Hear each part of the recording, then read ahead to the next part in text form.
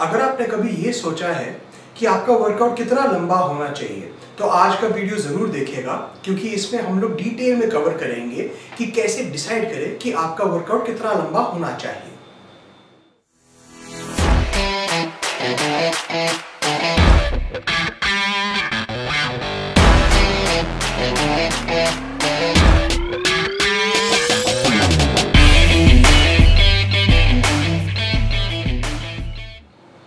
तो वर्कआउट में हमें क्या क्या चीज़ करने पड़ते हैं। सबसे पहले हमको वार्म अप करना पड़ेगा, जिसमें हम लोग नॉर्मली मोबिलिटी एक्सरसाइजेस करते हैं, साथ में कुछ थेरेपी एक्सरसाइजेस करेंगे, शायद कुछ जंप्स और थ्रोज भी करेंगे। फिर हम लोग हमारे मेन एक्सरसाइजेस करेंगे, जो या तो बारबेल या डंबल्स के साथ करेंगे, जिसमें हम भारी वेट यूज़ करेंगे और बॉडी को फेलियर तक ले जाते हैं। उसके बाद हम लोग सेकेंडरी एक्सरसाइज करते हैं, जिसमें हम लोग मसल्स में पंप लाते हैं, जैसे कर्ल्स या मशीन के एक्सरसाइजेस। उसके बाद अगर उस सेशन में आप इंक्लूड करोगे तो कार्डियो करोगे, नहीं तो कार्डियो छोड़कर सीधा आप स्टैटिक स्ट्रेचिंग में आ जाओगे। तो ये सब चीज़ हम लोग एक वर्कआउट में कवर करेंगे। तो ऑब्वियसली हमको एक वर्कआउट में बहुत कुछ करना पड़ता है, तो हमको ये सोचना पड़ेगा कि हमको एक टाइम लिमिट डालना पड़ेगा, नहीं तो हम लोग वर्कआउट करते रहेंगे। बेसिक रूल ये होता है, या तो आप हार्ड ट्रेनिंग कर सकते हो या तो आप लंबा ट्रेनिंग कर सकते हो, लेकिन आप दोनों चीज़ साथ में नहीं कर सकते। तो आइए इस आइडिया को थोड़ा और एक्सप्लोर करते हैं। हार्ड ट्रेनिंग होता है जब हम कोई भी सेट को लिमिट तक ले जाते हैं, या तो हम उस रेपिटेशंस के लिए मैक्सिमम वेट यूज कर रहे हैं, या तो हम लोग रेपिटेशंस को फेलियर तक ले जा रहे हैं और शायद फेलियर के आगे भी ड्रॉप सेट या असिस्टेड रेप्स के साथ। तो हार्ड ट्रेनिंग का मेन फायदा ये होता है कि मसल्स पूरी तरह से फटीग हो जाते हैं और मसल डैमेज मैक्सिमम होता है। इसके वजह से मसल ग्रोथ होती है। बिना हार्ड ट्रेनिंग का, बेसिकली बिना फेलियर जाए या बिना मैक्सिमम वेट यूज किए, हम लोग मसल्स को प्रॉपर्ली फटीग नहीं कर पाते, जिसकी वजह से मसल ग्रोथ नहीं होगी। तो बिना हार्ड ट्रेनिंग का मसल ग्रोथ करना ऑलमोस्ट नामुमकिन होता है। लेकिन इसका ये मतलब नहीं हुआ कि लाइटर ट्रेनिंग में कोई फायदा नहीं है।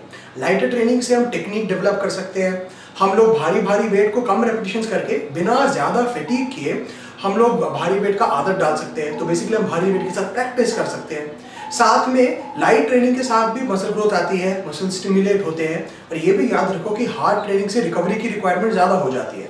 तो अगर हम लोग बहुत ज़्यादा हार्ड ट्रेनिंग पूरा टाइम करेंगे तो हो सकता है कि हम ओवर ट्रेन भी हो जाए, तो तब लाइट ट्रेनिंग भी काम में आता है। अगर हम हार्ड ट्रेनिंग करेंगे हमको छोटे वर्कआउट्स करना पड़ता है। अगर हम लाइट ट्रेनिंग करेंगे तो हम लंबे वर्कआउट्स कर सकते हैं और हम ज़्यादा प्रैक्टिस कर सकते हैं वेट्स के साथ। तो इनको डिटेल में कवर करने के पहले मैं आपसे ये पूछना चाहूँगा कि अगर आपके पास कोई क्वेश्चंस है या कोई डाउट्स है, प्लीज़ कमेंट सेक्शन में पोस्ट कीजिए, ताकि हम लोग अगले वीडियो उस टॉपिक पर बना सकते हैं। हार्ड ट्रेनिंग का एक अच्छा एग्जाम्पल हो गया है हाई इंटेंसिटी ट्रेनिंग वाले बॉडी बिल्डर्स। इसका एक बहुत बढ़िया एग्जाम्पल है डोरियन येट्स, जो 6 बार मिस्टर ओलंपिया जीते थे। तो ये वाले बॉडी बिल्डर्स ये सोचते हैं कि अगर एक सेट में आपने मसल को प्रॉपर फेलियर तक ले गए हो, तो फिर आपको ज्यादा सेट्स की जरूरत नहीं। इनफैक्ट उससे सिर्फ एनर्जी वेस्ट हो रही है और रिकवरी खराब हो रहा है। उससे अच्छा यही होता है कि उस बॉडी पार्ट के लिए दूसरा एक्सरसाइज करो। तो डोरियन येट्स के सिस्टम में क्या होता था कि पर डे वो 2 से 3 बॉडी पार्ट करते थे और पर बॉडी पार्ट 5 से 6 एक्सरसाइज करते थे।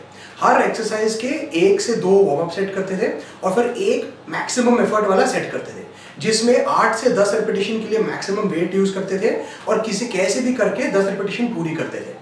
फिर उसके बाद या तो पार्टनर के सपोर्ट के साथ या तो वेट वापस रखकर 10 सेकंड रुककर दोबारा करने से या तो थोड़ा वेट उतारने से वो 3 या 4 एक्स्ट्रा रेपिटेशन करते थे हर मेन सेट पर। तो ये आप ना कि सिर्फ बॉडी फेलियर तक तो जा ही रहा है मेन सेट में, और उसके साथ में फेलियर से आगे भी जा रहा है।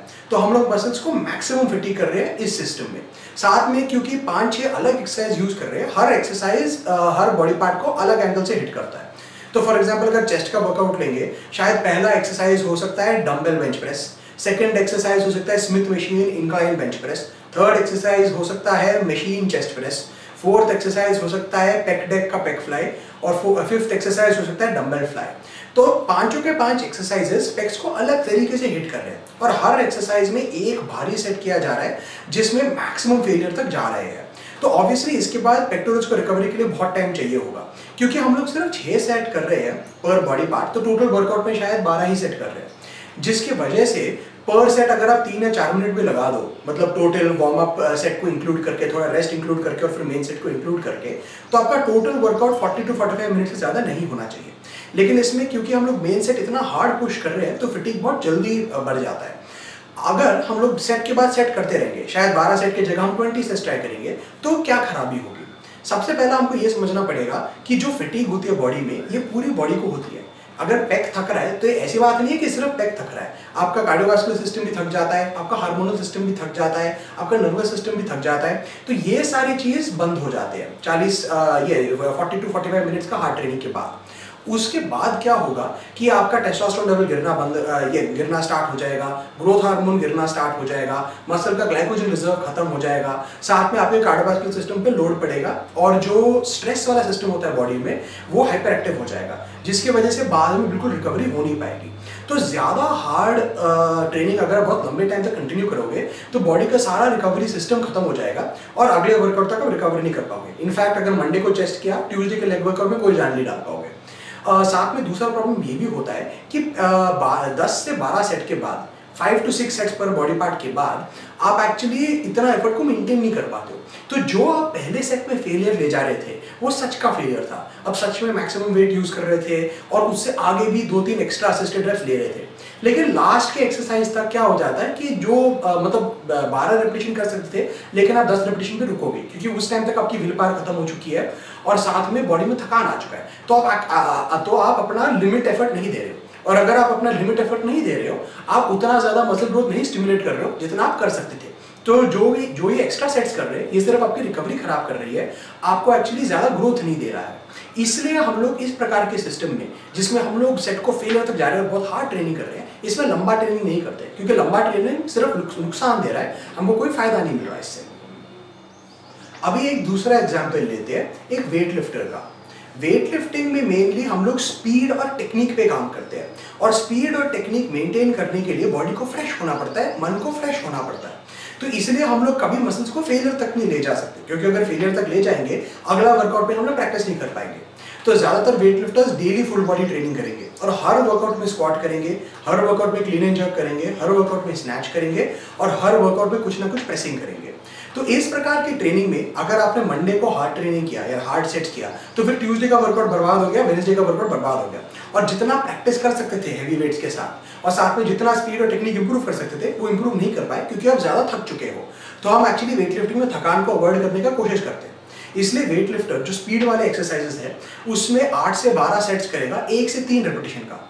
करने के लिए वो एक्चुअली 5 या 6 या 7 रेपिटेशंस भी कर लेता है एक सेट में, लेकिन वो ज्यादा रेपिटेशंस करने से कोई फायदा नहीं हो रहा, क्योंकि वैसे भी मसल ग्रोथ हमारा टारगेट नहीं है। हमारा टारगेट है स्पीड और टेक्निक इंप्रूव करना, लेकिन वो एफर्ट बचाने से वो एक सेट के जगह 8 या 12 सेट्स कर पाता है। तो 8 से 12 सेट करने का फायदा क्या होता है कि बहुत ज्यादा प्रैक्टिस मिल रहा है हमको काफी भारी वेट के साथ, जिससे मैक्सिमम स्ट्रेंथ डेवलप होगा, मैक्सिमम कोऑर्डिनेशन डेवलप होगा और स्पीड डेवलप होगी।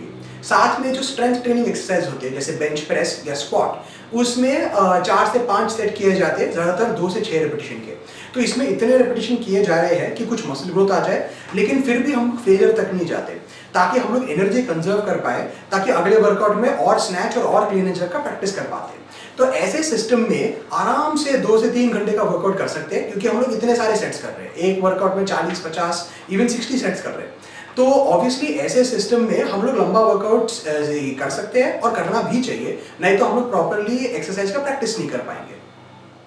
तो बेसिकली आपको ये समझना पड़ेगा कि आपको एक्चुअली सेट्स को कितना हार्ड पुश करना पड़ेगा। जितना ज्यादा आपका फोकस स्ट्रेंथ और टेक्निक पे है, उतना कम आपको फेलियर के पास जाना चाहिए। जितना ज्यादा आपका फोकस मसल ग्रोथ पे है, उतना ज्यादा आपको मसल्स को फेलियर तक ले जाना चाहिए।